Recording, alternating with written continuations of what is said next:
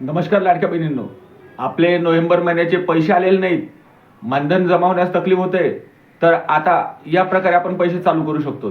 बऱ्याच लाडक्या बहिणींना असं वाटतं की माझे पैसे बंद झालेत, तर माझ्याकडे 4 व्हीलर आहे किंवा माझ्याकडं माझा पती ITR भरतो, हे कुठलंही कारण नाही.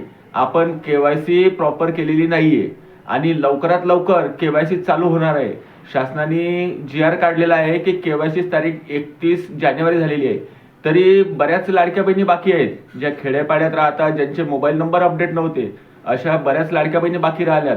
तर आता लवकरात लवकर आपल्या KYC ची मुदत वाढ झालेली आहे आणि लवकरच साईट चालू होईल. मी आता सध्या साईटवरच बसलेलो आहे, साईटच चेक करतोय, रोज आलं की साईट चेक करतोय. जेव्हाही साईट चालू होईल तेव्हा मी आपल्याला नक्की कळवल.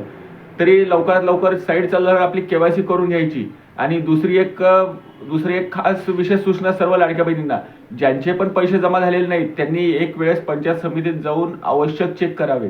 मी स्वतः चेक केलं, माझ्या आईचे पैसे 3 महिने बंद झालते. मी स्वतः वापस चौकशी करून त्याचा पाठपुरावा करून, बऱ्याच लाडक्या बहिणी म्हणतात आमचे 7-8 महिने झाले पैसे आले, तरी आपण एक वेळेस चौकशी करावी.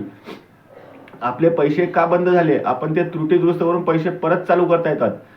तरी काही मदत लागल्यास मला नक्की मेसेज करावा. धन्यवाद लाडक्या बहिणींनो.